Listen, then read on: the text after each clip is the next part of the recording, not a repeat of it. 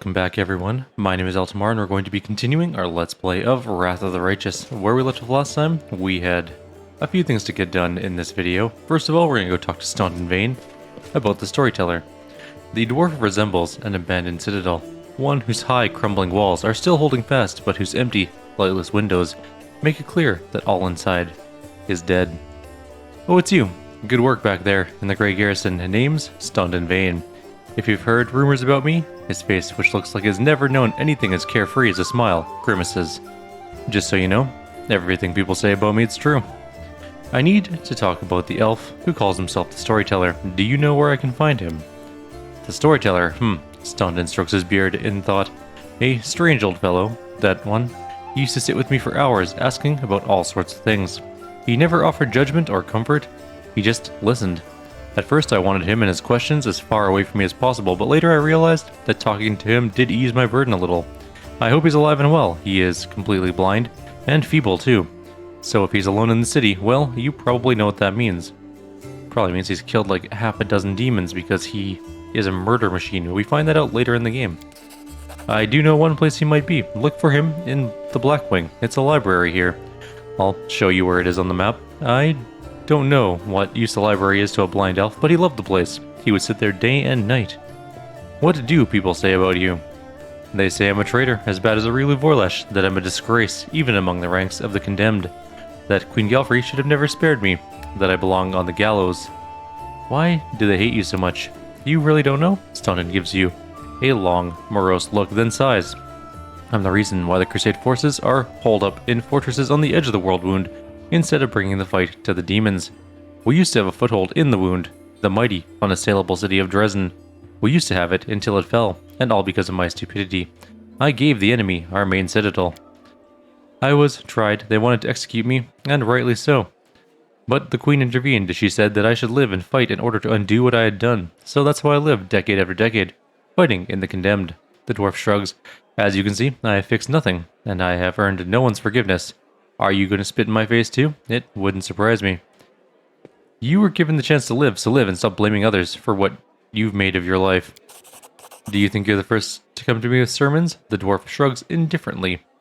A whole city fell because of you? How is that possible? What do you mean how? The knight glares at you from beneath his furrowed brows.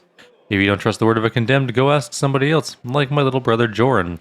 And if you still don't believe it, what's it to me? But if you're about to ask me to recount the story of my disgrace for the 1000th time, don't.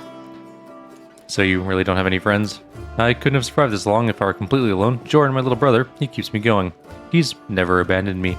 Everyone else shies away from me like they might catch what I got. Even fighters in the condemned console themselves by thinking I got stripped of my rank, but at least I'm not Staunton. Commander Tierbade seems to be the only one in the whole army who remembers that I'm a soldier, not a drudge. She has no qualms about taking me into battle. She's had some mud flung at her in the past, or so I hear. That's why she tries to keep an open mind about people. It's no surprise that she's the only one to hold on to her sense of reason in this farce. So many years in the condemned, surely you paid your penance by now. That's not up to me to decide. My life is in the Queen's hands. He falls silent for a moment, then in a trembling voice he adds, the condemned isn't the worst part. All these years I have prayed to Toreg for forgiveness. Countless times I've gone to his priests. Countless times I've knelt before his altar. If only the father of dwarven kind would answer my prayers just once. Not to restore what I've lost, but just to tell me that I'm still one of his children. But it seems he doesn't give a damn about me. What can I expect from mere mortals when my own god doesn't think I deserve redemption? I have to go. Alright, we've dealt with that. We're not going to go through every conversation path. Some of them we're just going to breeze through really quickly, like Andara's one, for example. We're just going to go quickly through. There's a lot of conversations that are just sort of lore related, and if you really want to know about them, the other playthroughs have more in-depth conversational paths, but I just need to know, who are you, who's the boy you're with, can I have, and that's it. He is a store, he sells things, but more importantly, he also buys things, including all of the junk we've accumulated. We're only going to try and keep magical items, but we'll probably end up with a bunch of extra things, and we're going to end up with so many potions. I'm going to try to keep our potions to a minimum, but I promise nothing. Kyato is a character we'll meet later. There is a quest associated with him. Rathamus is... I think he just sits around here. We're going to go through this really quickly. Good action. Join the Crusades. We're not going to be romancing lands, so we don't particularly care too much about all this. We've gone through all of this before. Oops, that's not what I meant to do. Cool. Tell me about your people. We're just going to go through all these really fast.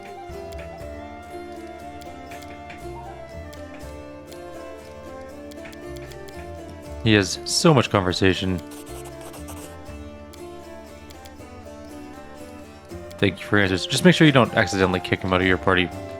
Andara, so I'm going to give you a brief Cole's notes. We just asked him about his tribes, his mongrel upbringing. His father was mongrel, his mother was not. They fell in love, had a kid, they lived on the surface for a bit, and then eventually his mom died. They moved, or mom didn't die. His mom left the family, or his dad abandoned the family, one of the two. They ended up going back down into Neathholm, and then his dad died, and he lived with the mongrels. So there we go. Andara is a person where there's a discussion about combat strategies between generations. This person is a know-it-all, and we're gonna do a diplomacy check. Maybe. We did it. So if you pass your test and explain to her that Crusader's strategies are equally good to the, what civilization? Jiska civilization, which is, I guess, like a proto-Roman civilization or something along those lines. She'll give you the Claw of Jiska. It's a short sword, +1 flaming. It's pretty good. So that's just something to keep in mind. Alright, we're going to grab a quest from Erebeth here. Actually, no, we're not. We're going to go actually go pick up a new character. And then we'll talk to Erebeth, because she has things for us. Jernok is another character. I'm just going to give you Cliff Notes version on him. He's a cleric of Erastil. He's going to Chili Creek, which is a small town. And he's asked us to come visit him when he's all settled in. So, there we go. Alright, there are a few things we need to do here, and some of them I don't really remember. One thing you should notice, you should take the shield off the wall. There's a button here. The button... Nope. No, let's watch this thing. Surrender thy soul, Delvin. Iomenate, protect us. Haha, I got you again. How many times is that today? Take your jokes and shove them, tiefling.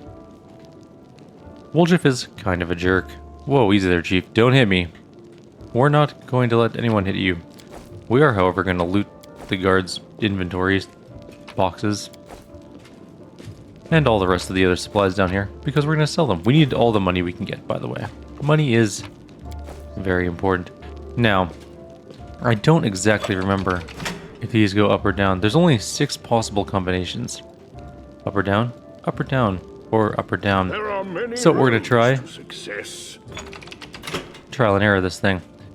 All of them are now currently up. Hit the button. Doesn't work, so clearly that's not it. Let's do this one down. Nothing. Let's do this one down. And this one back up. No. This one down, and this one down, and only this one up. And we did it. If you do it right, so this is the combination is this one is up, and then these two are both down.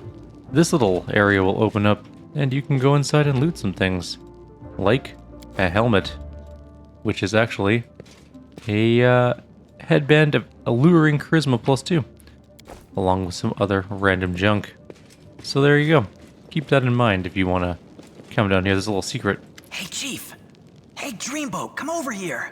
I want to talk to you about something. Something really important. The young tiefling sits cross-legged on the floor. He looks relatively calm for someone in shackles, but his tail whips back and forth in agitation. Noticing your attention, the tiefling sits up and beckons you over. Quit bothering the decent people in here, Woljif, or I'll knock your teeth out! What's it to you, Delvin Dum-Dum?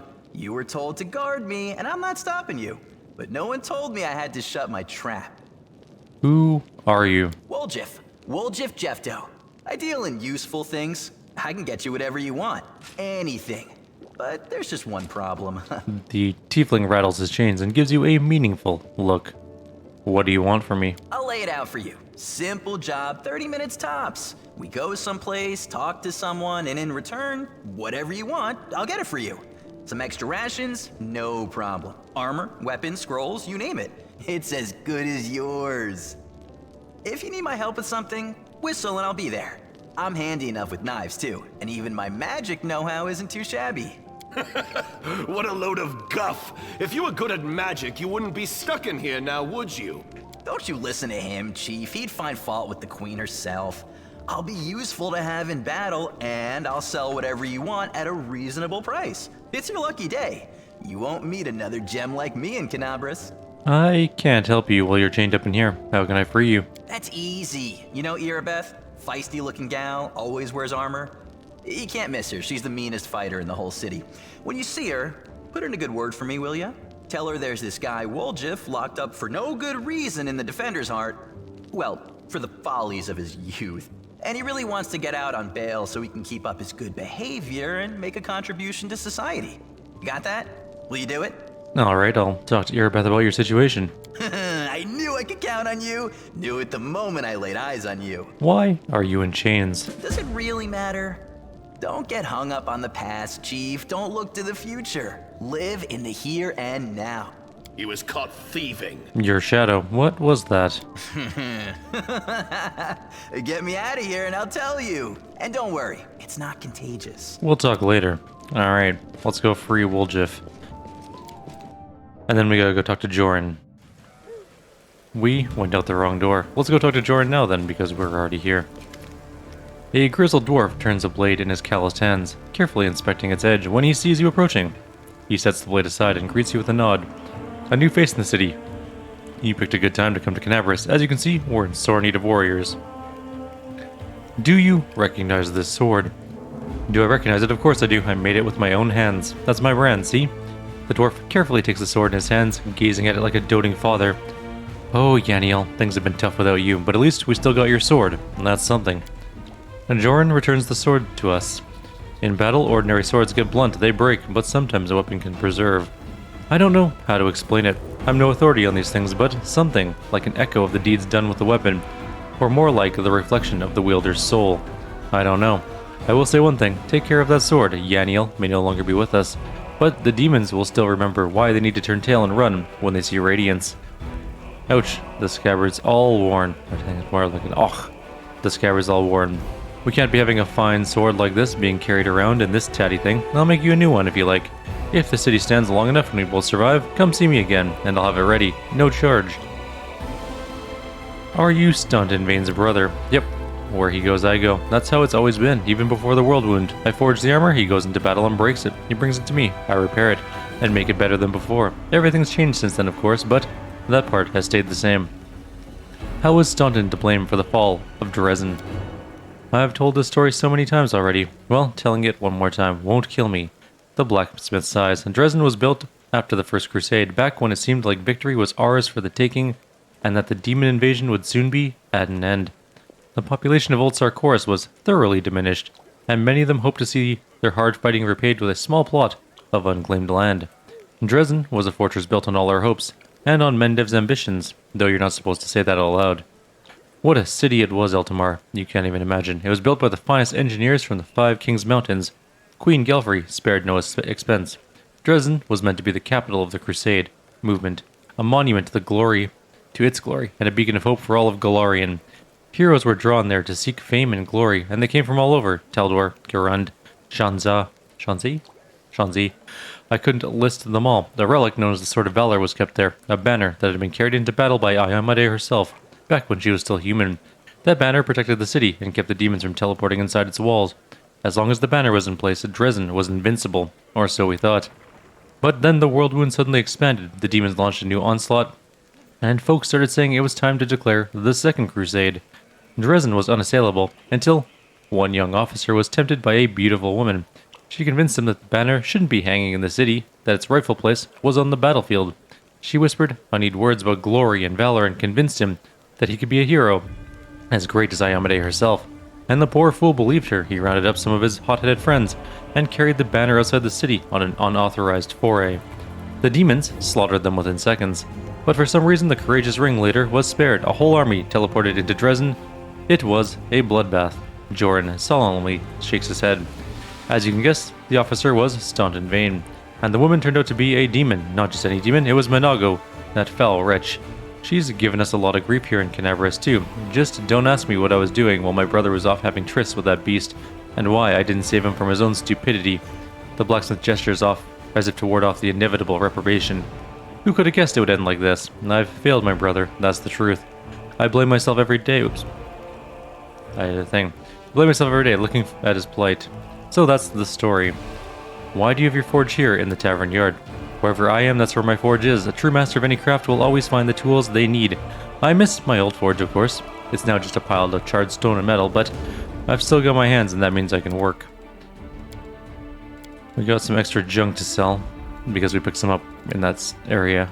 We'll hang on to the headband of alluring charisma for now, but we're going to try and keep a better eye on our inventory in this particular playthrough. In the last playthrough, we ended up with just so many magical items that were just clogging up our inventory.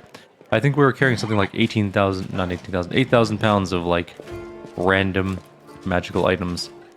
We have one more person to talk to, kind of an important person, Hilor here. A tall, athletic man greets you. His hair is prematurely gray, and the shoe and shorn close to his head in a military style. He is lean, well-groomed, and a monocle twinkles coldly in his eye. The bold set of his jaw and his large but agile frame attest that here is a man who is always ready to be on the move. Greetings, I am Hilor, Venture Captain of the Pathfinder Society. I am the superior officer among the Pathfinders in the region of Mendev. However, the Society is running almost no operations here right now. Besides me, there are no Pathfinders here. Actually, I'm only stuck here because of an old feud with a demon worshipper known as the Spinner of Nightmares. I've had to work alone, without the support of the Society, but I've made a lot of acquaintances among the local mercenaries and daring fighters. If you need any good fighters for an honest cause, talk to me. Tell me about your confrontation with the Spinner of Nightmares. It all began with a task of the Pathfinder Society. I arrived in Nerosian with my team to investigate the sudden death of a famous crusader, Baron Felrun. We soon focused in on a small hospital for the wealthy, where Felrun was being treated shortly before his death. It turned out a gang of Baphomet cultists, calling themselves the Labyrinth of the Mind, had gotten a foothold at the hospital. They were obsessed with twisting the minds of their victims and targeting fragile people too weak to resist. The hospital was filled with perfect victims, isolated for weeks from the outside world, completely helpless, and when they returned, they were different, almost normal, but the moment they heard a certain phrase, something dark awoke in their mind, and they transformed into servants of Baphomet, ready to lie, betray, and even kill. The Labyrinth of the Mind was preparing to infiltrate all of the elite circles in Mendev, but Baron Felrun stopped them. He was too loyal to his oath and too resistant to their spells. He fought for his freedom until the strain broke his heart. We opened and cleaned the city of Baphomet's pit of vipers. Their den was a cradle of sin and filth. They cast spells on each other, and their loathsome fantasies stepped real from their minds into the world. They dreamt of horrible and forbidden things, and they fought like mad. We burned the place to the ground and slaughtered everyone we could, but the leaders of the cult were able to flee, and they were set upon revenge. They abducted my daughter Lori, who served under my command in the Pathfinder Society. They left me a note full of tart insults, mockery, and sneers. From that note, I learned the name of my enemy, the Spinner of Nightmares. A few months later, I confirmed that she was the leader of the Labyrinth of Mind. My hunt had begun. I would get Lori back at any cost. He grits his teeth with a bulldog determination. This is one of the only quest lines that ends up very, very dark. Good luck. Watch your back. Only trust your closest friends. The enemy is cunning and treacherous. This whole Spinner of Nightmares one is definitely one of the darker storylines in the game. I'm just going to quickly go through this. You just gotta be careful not to hit lawful things. And that one. None of this is important to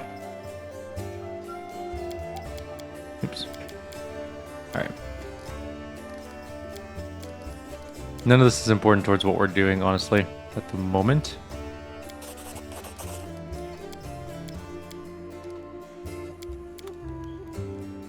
It's just good to get it so you can get your journal entries. None of it matters towards the storyline that we're working towards. Earbeth rubs her red and tired eyes. Any success? How's the city? There's a tiefling chained up in the defender's heart. What can you tell me about him? Earbeth shrugs scornfully. Woljif is a petty thief from a gang of thieflings operating Kyrieru. That's what we call them in these parts. They tried to rob a vendor of magical items recently. Unfortunately, we apprehended only one of them, and the rest managed to escape. We have nowhere else to keep him apart from the defender's heart, but it's hardly a prison. Woljif knows it too. He's been begging us for days to let him go free or have someone vouch for him. He's already asked you to put in a good word for him, hasn't he? Earbeth squints at you thoughtfully, then shrugs. If you want to recruit Woljif and put him to good use, go ahead and take him off our guard's hands. We can ill afford to let a soldier spend their days watching over a middling thief. I hope the thief proves useful, should you decide to take him along. I don't think we have anything to ask her. And not really. Oh, we have a lore religion check here. Okay. And that's going to be pretty well it. We have already done this full discussion, as I mentioned earlier, in the other videos. So, if you really want to know what was said, you can go check those out. It's not super important. Cole's notes of that is she tells us her story about how she became a paladin. And now she joined the Eagle Watch. Now she met a Nevia, which is her wife, who is hanging out. I don't know where she is at the moment. Oh, right there. Hanging out right there. It's always good to ask her about if there's any other places in the city we should pay attention to. She'll tell you about the Silken Thread and the Topaz Solutions. Alternatively, I'm just going to get through all these conversations because I don't think we need them. Alright. You can always go to the bartender over here too, Yemel or Gemel, and he will also tell you about a Pataxian wine cellar. These are just a few extra little areas you can easily miss, so it's good to know about them.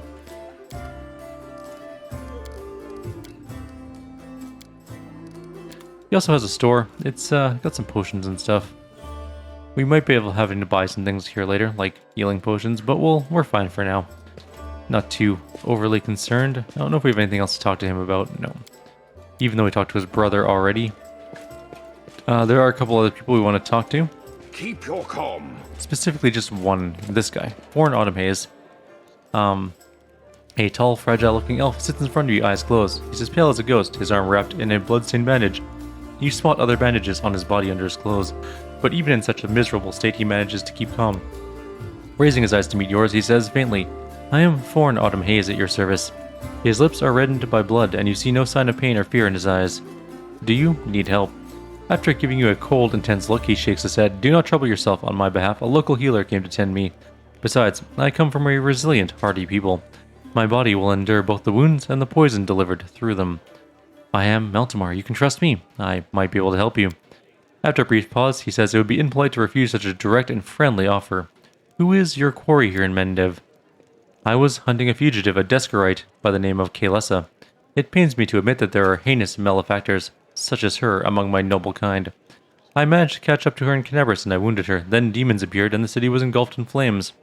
I was injured in the battle that ensued and could not free her soul from its service to her dark masters. He expresses no anger or hatred as he speaks, only compassionate sorrow. Not that great of a hunter, it would seem. His expression remains indifferent, but his voice is as cold as a mountain stream. Many underestimate the wisdom and experience that my people acquire over the centuries. I do hope my opponent will misjudge me as you have. I'll aid you in your hunt. Forrn covers his eyes warily. I thank you, but this is my mission, and I'm used to facing all manner of terrors on my own. I do appreciate your willingness to help. If you happen to meet Kaelessa, take caution. She has turned many innocent souls to the path of evil, and darkness has rewarded her with many gifts. Her appearance will tell you that. It's warped, the agate skin, the malicious stare of her blood-red eyes, the bestial teeth. She is more monster than elf at this point. What does she look like again? We definitely failed that, but that's okay. Her skin is dark. That's racist. Her hair preternaturally white. Her red eyes can see perfectly in the dark, which, to my dismay, I've come to know for experience. But bright light causes her a kind pain. I used an alchemical powder that explodes in a dazzling flash, and she cried out as if I had stabbed her. It's clear that this woman is a faithful servant of darkness. The marks that Kaelus's masters have left on her appearance say this much. Are you telling me that in this world, black elves are evil, and light elves are good? That is super racist. I'm pretty sure that we're done with the tavern, but let me just glance one more time. Nevia, we did that. Lan, we did that. We did not go get,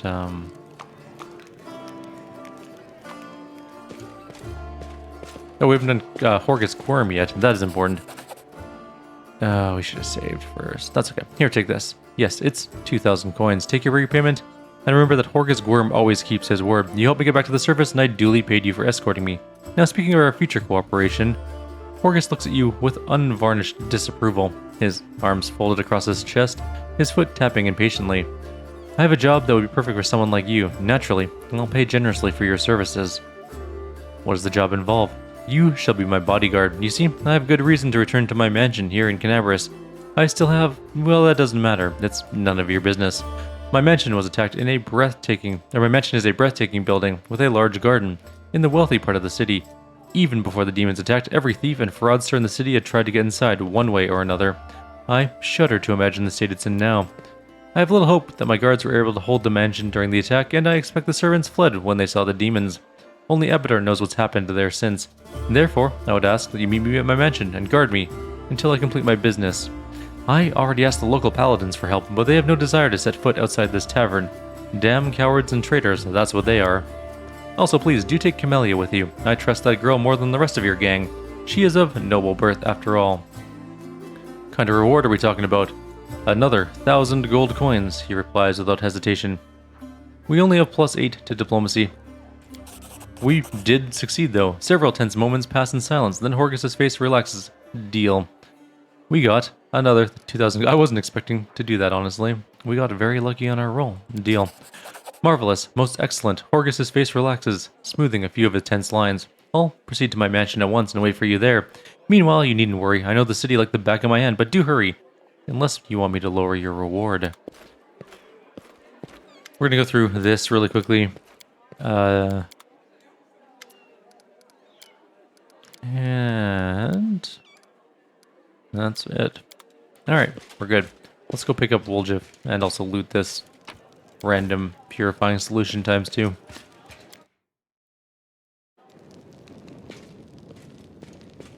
Well, Chief, what do you got for me? Woljif is sitting in the same place with his tail impatiently batting the floor. I talked to Irabeth and I've decided to make you part of my troop. We'll see how it goes. You must be a smooth talker. Come on, Delvin. Get these bracelets of yours off me. I'm going free. Woljif leaps to his feet and gleefully rubs his You're hands. sure to regret this. This tiefling will fleece you for everything you've got. Mark my words. I don't have much, so that's okay. You're a bitter little man, Delvin. Petty and mean. You can't even be happy for me, can you? I pity you. I'll leave you alone with your sad little soul. So long. Brutal. And now, Chief, straight down to business. You see, I'm one of those guys that people around here call thieflings. We just call ourselves the family. After we knocked over that shop and I got stuck here in the Defender's Heart, a little bird told me that Big Sister Charisme wanted to see me. That she had some questions to ask me.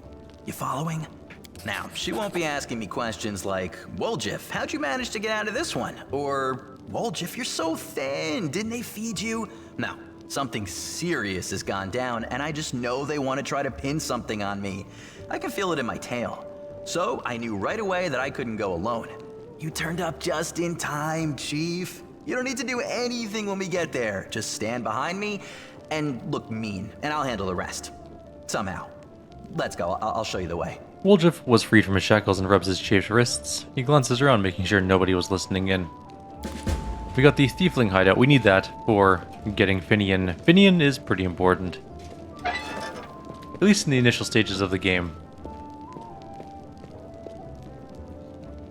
We also got braces of armor +2, which are not very good for us at all.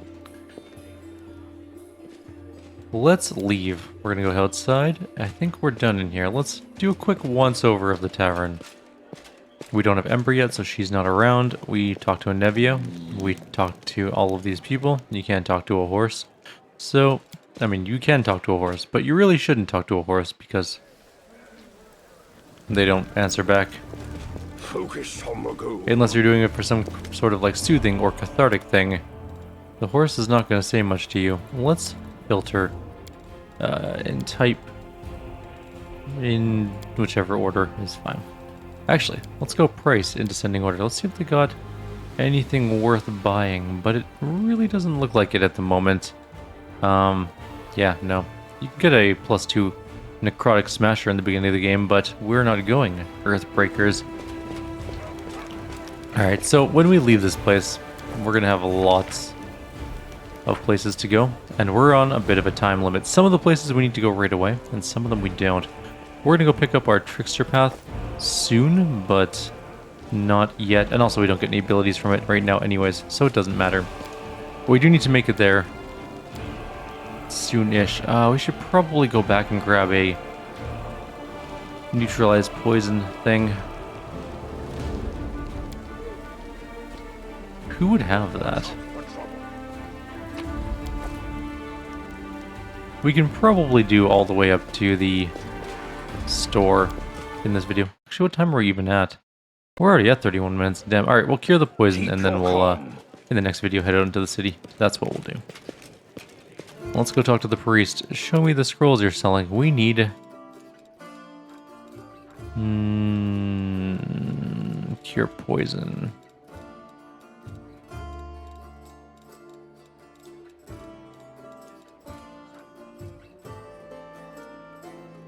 He has many scrolls, but not the ones we're looking for. Okay, let's go back to the top. Maybe we can just... Maybe the bartender has cure poison potions. Although, maybe not. Where gloves the neophyte? Oh, okay. Fair enough. We also can get Bag of Holding, which is pretty good. It's a Dark Omen. Oh, cool. Magic Fang, a bunch of things we don't need. So it actually doesn't appear like he has any anti-poisony stuff. So I guess it is this guy. We're gonna have to figure it out. Let's just go sort by name A to Z.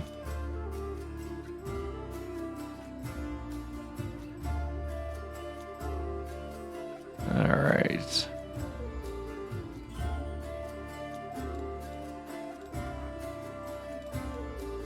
What about delay poison or neutralize poison? That'd be under N, right? L, M, N... No N's. No neutralizing poison.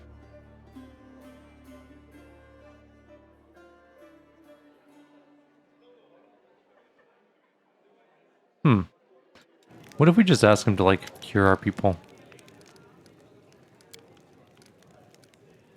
No. He only just sells scrolls and reads them for us, which is not exactly what we need. Remove disease? I don't think it's... Is it technically a disease? It's more of a venom.